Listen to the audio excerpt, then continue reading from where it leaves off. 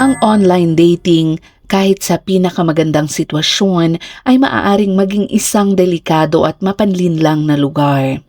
Dahil sa pakikipagkilala sa mga estranghero sa internet, may isang tanong na hindi madaling sagutin. Talaga bang alam mo kung sino ang kausap mo, sino ang pinagtatawanan mo, at kung sino ang pinaplano mong makilala ng harapan?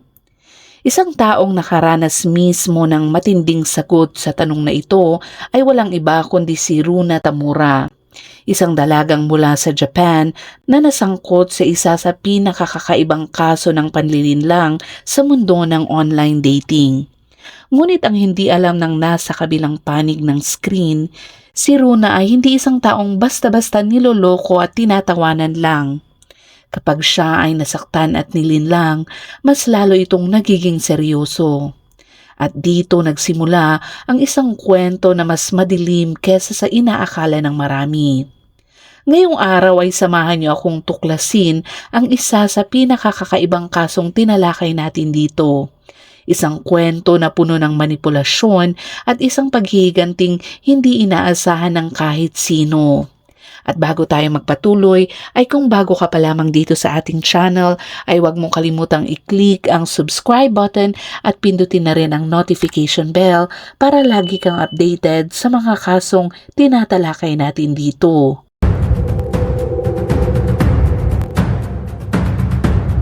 Krimen X-Files. Ang Sapporo ang pinakamalaking lungsod sa Hokkaido. Ito ang pinakahilagang prefecture ng Japan. Isa ito sa napakagandang lugar na kilala sa tahimik nitong tanawin at malamig na taglamig. Napakatahimik at nakaka-relax ang reputasyon nito na maraming tao ang nagtutungo doon. Magandang lugar ito para mag-enjoy ng winter sports, maglakad-lakad sa kalikasan o simpleng mag-enjoy lamang sa iba't ibang atraksyon ng lungsod. At dahil napakababa ng crime rate dito, halos buong kapanatagan mong ma-enjoy ang lahat ng iyon. Pero kung may itinuturo man ang kasong ito, iyon ay kahit ang pinakatahimik na lugar ay may madilim na bahagi rin. Dalawang tao na nanirahan sa Sapporo ay sina Osamu at Hiroko Tamada. Noong taong 1994, nagkaroon sila ng anak na agad naging sentro ng kanilang buhay. Isang anak na babae na pinangalanan nila ng Runa. Habang lumalaki, nahihirapan si Runa na buksan ang kanyang sarili sa iba. At dahil maaaring maging malupit ang mga bata, naging target siya ng mga bully sa paaralan dahil sa kanyang pagiging tahimik. Dahil sa impluwensya ng mga pinakamaingay at mapanakit, marami sa kanyang mga kaklase ang nagsimulang asarin siya araw-araw. Tinatawag siya ng kung ano-anong pangalan at sinasabing mukha siyang karakter sa cartoon. Kadalasan, kinikimkim lang ni Runa ang kanyang galit, pero may hangganan ang lahat. Sa isang pagkakataon, matapos siyang insultuhin, hinabol niya ang isang lalaking kaklase gamit ang cutter na may intensyon na saktan ito ng malubha bago pa siya napigilan ng iba. Kahit na nakalma siya kalaunan, nilapitan niya ang parehong kaklase at ipinaalam na kapag inulit pa iyon ay papatayin niya ito. Ang mga salitang iyon ay naging gabay niya sa eskwelahan at mula noon, hindi na siya inasar ng ibang estudyante. Sa halip, iniwasan na siya ng lahat at takot sa kung ano ang maaari niyang gawin kapag napunta sila sa masamang sitwasyon sa kanya.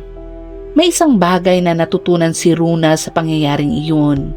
Iyon ay mas mabuting katakutan siya kaysa ikaw ang matakot sa iba.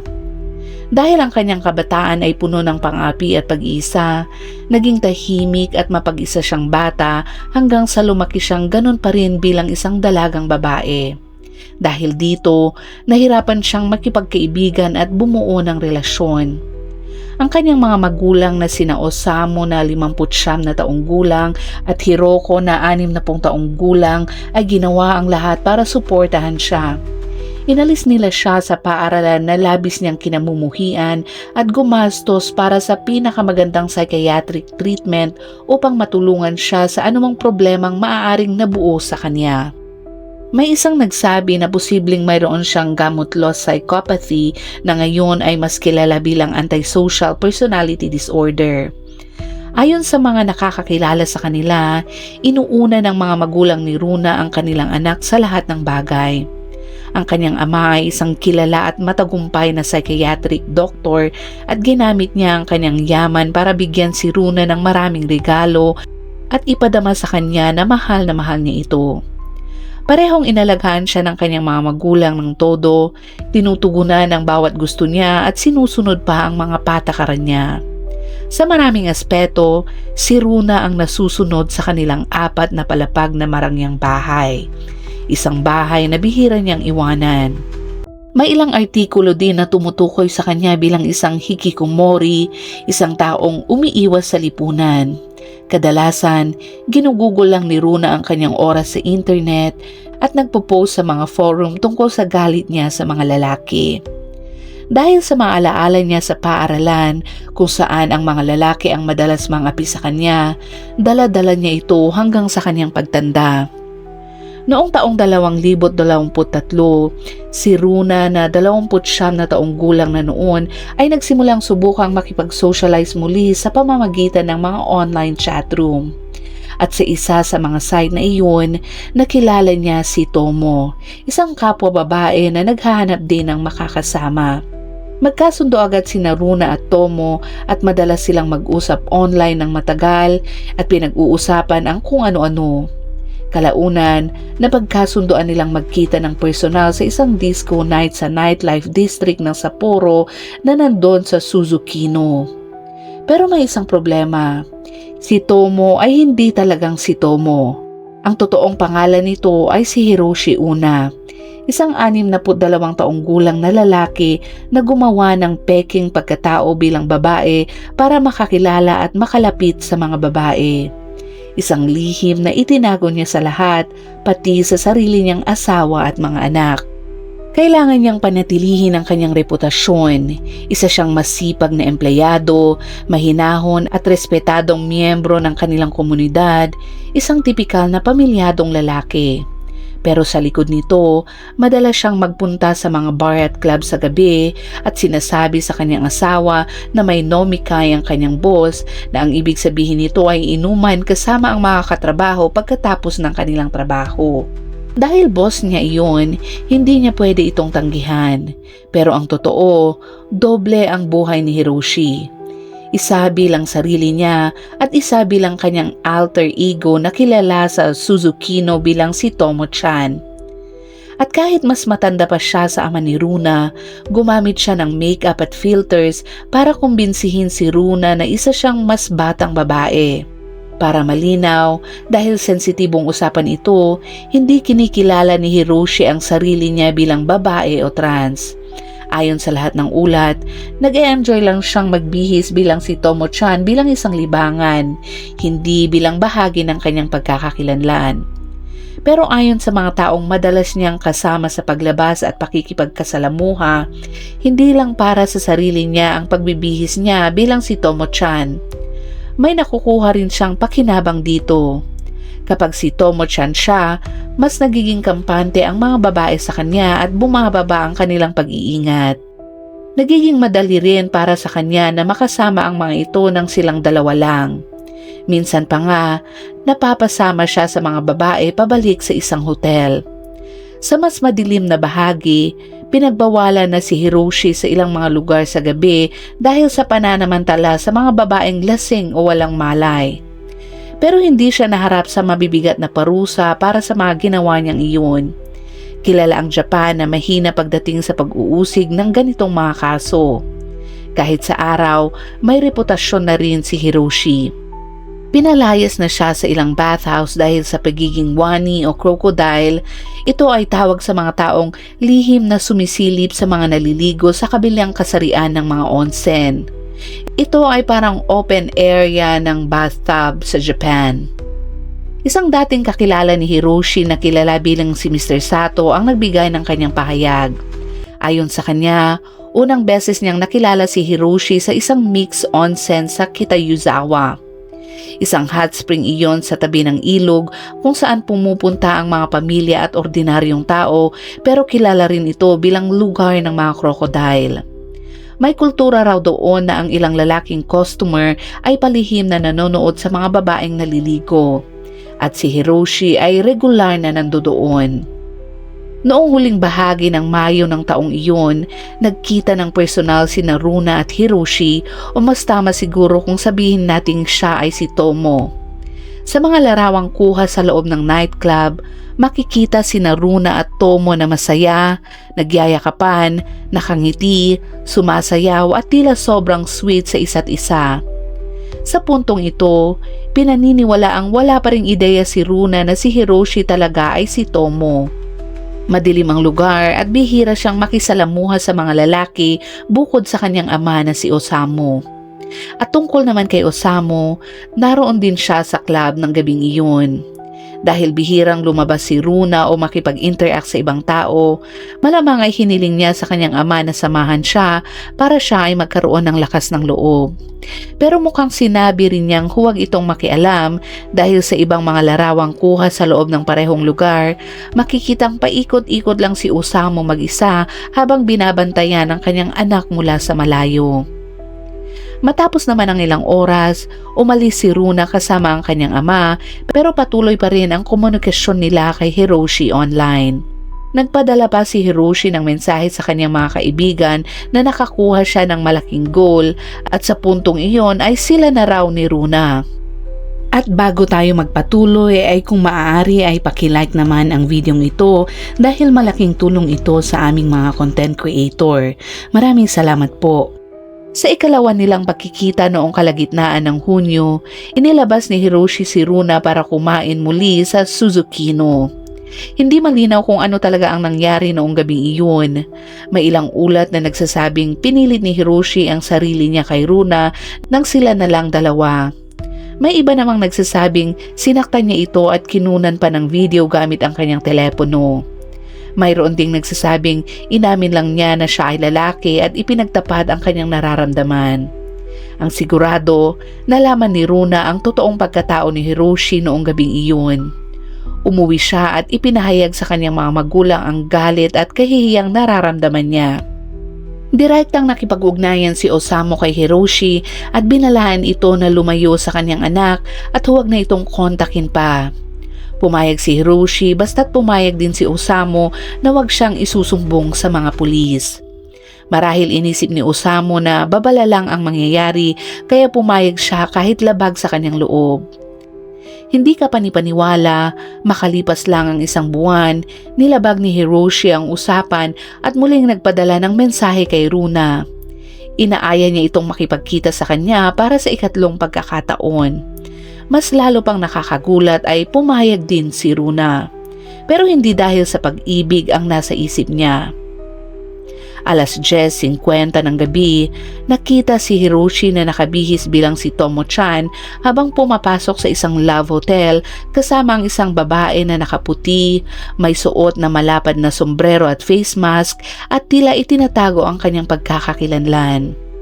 Ang ganitong mga disguise ay hindi na bago sa mga taong pumupunta sa mga love hotel sa Japan kung saan ang mga kwarto ay nirerentahan kada oras at madalas puntahan ito ng mga taong gustong magtago mula sa kanilang partner o makipagkita ng walang commitment. Sa mga ganitong lugar, mahalaga ang pagiging anonymous at maingat. Sa katunayan, kadalasan ay soundproof ang mga kwarto at walang bintana at maaari kang magbayad gamit ang cash sa isang maliit na lagusan para hindi ka makita ng kahit na sinong staff. Nagbook si Hiroshi ng kwarto na may numerong 202 na kilala rin bilang pink room.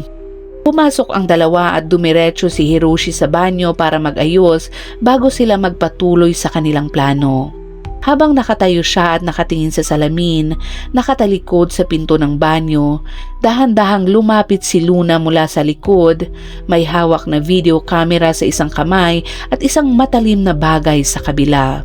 Doon nagsimula ang pagkitil niya sa buhay ni Hiroshi habang sabay na kinukunan niya ang buong pangyayari. Matapos yakapin si Hiroshi mula sa likod, ilang beses niya itong sinaksak at ang isa sa mga tama ay mula sa mga balikat pababa sa baga. Dahil walang bakas ng pagtatanggol sa kanyang mga kamay at braso, ipinapakita nito na mabilis natapos ang buong pangyayari at malamang ay hindi na naiintindihan ni Hiroshi ang nangyayari bago siya tuluyang nawalan ng buhay. Pagkatapos nito, kumuha si Runa ng handsaw at iba't ibang matutulis na gamit na dala niya at inalis ang ulo ni Hiroshi habang suot ang nakahandang raincoat para maiwasan ang pagkalat ng dugo.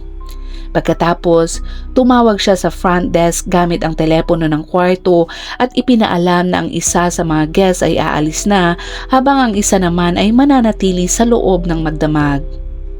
Pagkatapos nito, umalis siya sa lugar dala ang telepono ni Hiroshi, wallet, damit at anumang bagay na maaaring makapagpakilala dito pati na rin ang kanyang ulo. Sa mga larawang kuha sa labas ng hotel bandang 2:00 ng madaling araw, makikita si Runa na nakasuot ng iba't ibang disguise, bit-bit ang kanyang mga dala sa isang handang maleta at backpack. Paglabas niya ng hotel mag-isa, dumating ang kanyang ama na si Osamu sakay ng sasakyan at tinulungan siyang makaalis sa lugar. Dahil bago pa man mangyari ang lahat, sinabi na ni Runa sa kanyang mga magulang na inimbitahan siya ni Hiroshi para sa ikatlong pagkikita at doon pa lang, pinlano na ng buong pamilya ang kanilang gagawin. Si Osamu bilang isang psychiatrist na nagtatrabaho sa ospital ay may mga kaalaman sa katawan ng tao at siya ang nagturo sa kanyang anak kung paano gawin ang pag-alis ng ulo ni Hiroshi. Isang bagay na kailangan nilang dalhin para maantala ang pagkakakilanlan. Noong araw ng pangyayari, siya rin ang bumili ng lagare, backpack at maleta para kay Runa. Siya rin ang nagbigay ng blonde na wig sa kanyang anak. Ang ina naman ni Hiroko ay naiwan sa bahay habang si Osamu ay naghihintay sa labas ng hotel hanggang matapos ang lahat.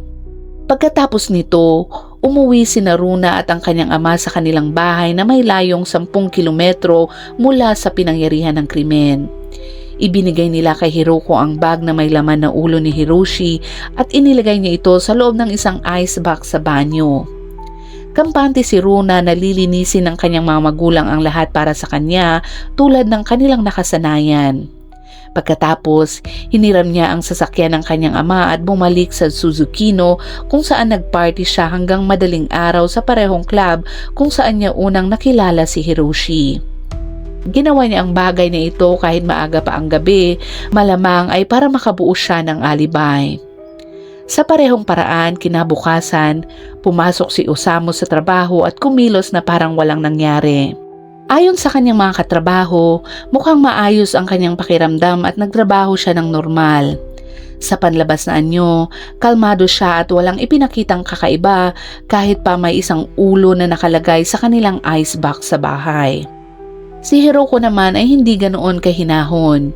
Noong 2 ng Hulyo, tumawag siya sa isang kamag-anak at ikinuwento ang nangyari at sinabing hindi niya akalaing itutuloy talaga ni Runa ang kanyang plano. Sa parehong panahon, pumunta ang staff ng hotel para tingnan ang guest sa pink room na hindi nag-check out sa tamang oras. Pagpasok nila, napansin nilang maayos pa ang kama at hindi nagamit at may kakaibang amoy na nanggagaling sa banyo. Pagtingin nila sa loob, nakita nila si Hiroshi na nakapwesto sa bathtub. Tinawag nila ito pero walang sumagot at nang mas lapitan nila ito, doon nila napansin na wala na itong ulo. Tinawag ang mga investigador at sinuri ang buong kwarto pero wala silang nakitang fingerprint sa lugar. Kalaunan, nakilala ang katawan bilang si Hiroshi Una, isang pamilyadong lalaki na naiulat na nawawala. Sa pagsusuri ng kanyang computer activity, natunton ng mga otoridad ang pangunahing suspect. Siya ay si Runa Tamura, ang tanging taong may planong makipagkita sa kanya noong gabi ng kanyang pagkawala. Nalaman din ng mga otoridad na si Runa ay nakatira sa isang lugar kung saan kamakailan lang ay may natagpo ang bangkay ng pusa na wala ring ulo. Ang insidenteng iyon ay naireport sa mga otoridad pero wala pa ring natutukoy na salarin. Noong ika-25 ng Hulyo, dumating ang mga pulis sa bahay ng pamilya Tamura, 3 linggo matapos ang nangyari. Sa oras na iyon ay hinuli nila si Runa, Osama at Hiroko na hindi nakapaghanda. Ayon sa mga investigador, kapansin-pansin na ang pamilya ay parang mga hoarder dahil halos wala nang malakaran sa loob ng kanilang bahay. Puno ng mga kahon ang bawat kwarto at kalat-kalat ang mga gamit sa buong sahig. Sinimulan nilang haluhugin at linisin ang bahay habang inilalagay ang maraming kalat sa mga garbage bag. Pagkaraan ng ilang oras, nakuha nila ang lahat ng nawawalang gamit ni Hiroshi, kabilang ang kanyang mobile phone na sira na posibleng sinadyang basagin para burahin ang ebidensya o sirain ang mga video na maaaring nakuha mismo ni Hiroshi. Ang mas nakakakilabot pa ay natagpuan din nila ang ulo ni Hiroshi na nakalagay pa sa yelo sa loob ng banyo ng pamilya. Dahil 3 linggo na ang lumipas, halatang malala na ang kalagayan nito at may mga bahagi na rin na nawawala. May ilang parte ng balat ni Hiroshi na binalatan at isinabit pa na parang damit na pinapatuyo. Kinuha rin ng mga detective ang mga video na kuha bago at pagkatapos ng krimen. Kahit hindi ito inilabas sa publiko, ayon sa ulat, ang isang video na kuha sa loob ng bahay ay nagpapakita ng mga kamay na may gloves na sinasabing kay Runa na hinahawakan ang leeg at ulo ni Hiroshi. Dahil parehong kamay niya raw ang makikita sa video at nag-iiba ang anggulo ng kamera, pinaniniwalaan na isa sa kanyang mga magulang ang nagvi-video nito. Lumabas din na matapos ang insidente pero bago pa ito naiulat sa media, lahat ng 3 miyembro ng pamilya ay nag-search sa kanilang mga cellphone ng salitang Susukino murder. Kinuha rin ng mga otoridad ang koleksyon ni Runa na mahigit 20 blades. Sa una, silang 3 ay inaresto dahil sa pagdudumi, pag-abandona at pag-iingat ng isang bangkay. Pero nung ika-14 ng Agosto, sinampahan na rin sila ng kaso na first degree ng murder. Sa oras ng kanyang pag-aresto, sinabi ni Runa sa mga investigador na may iba't ibang personalidad sa kanyang loob at isa raw sa mga iyon ang gumawa ng krimen. Dahil dito, pinaghihinalaan ng mga otoridad na maaaring tinuruan siya ng kanyang psychiatrist na ama kung ano ang sasabihin, kaya kasalukuyang sumasailalim ito sa psychiatric evaluation at ang kanyang mga magulang para malaman kung sila ba ay may pananagutan sa nangyari. Mananatili sila sa kustodiya ng pulis hanggang sa taong 2024 kung kailan ilalabas ang desisyon kung sila ba ay may kakayahang humarap sa paglilitis. Samantala, hati ang reaksyon ng publiko sa buong insidente online. May ilan na nagsasabing walang katwiran ang isang planadong pagkitil ng buhay, pero mas marami ang tila nakakaunawa o nakikimbat siya kay Runa at sa kanyang mga magulang. Para sa kanila, ang ginawa raw ay pagprotekta lang sa sarili at hustisya sa sariling paraan. Pero kung titingnan, masyadong maaga pa raw para maglabas ng konklusyon at dapat maging maingat sa pagkalat ng mga impormasyon. Sa huli, nananatiling maraming tanong ang kasong ito na hanggang ngayon ay wala pang malinaw na sagot. Sa likod ng mga ebidensya, kwento at haka-haka, hindi pa rin lubos na nauunawaan kung ano talaga ang nagtulak kay Runa na gawin ang lahat ng ito. Paghiganti nga ba, isang matinding emosyonal na pagsabog, o may mas malalim pang dahilan na hindi pa nabubunyag? At habang ang kanyang mga magulang ay nahatulan na sa kanilang mga naging papel pagkatapos ng pangyayari, ang kapalaran ni Runa ay nananatiling nakabinbin. Nakatuon ngayon ang lahat sa kanyang kalagayan ng pag-iisip at kung siya ba ay may kakayahang managot sa batas. Pero sa kabila ng ito, isang bagay lang ang malinaw. Ang kasong ito ay hindi lang tungkol sa isang krimen, kundi pati na rin sa mga desisyong ginawa ng isang pamilya na nauwi sa isang hindi na maibabalik na pangyayari. Sa ngayon ay wala pa tayong magagawa kundi hintayin ang magiging desisyon ng korte at hanggang sa lumabas ang buong katotohanan, mananatili itong isang misteryong puno ng dilim, paalala na kahit sa likod ng tahimik na imahe ng isang tao o lugar, may mga kwentong hindi natin inaasahang mangyayari. At At dyan nagtatapos ang kasong tinalakay natin ngayon. At gaya ng dati, kapag umabot ka sa dulo ng videong ito ay huwag mo kalimutang ilagay sa comment section ang iyong saloobin at ilagay mo na rin kung anong oras at saan mo ito napanood para naman alam namin kung saan umabot ang videong ito. Hanggang sa muli at palaging mag-iingat.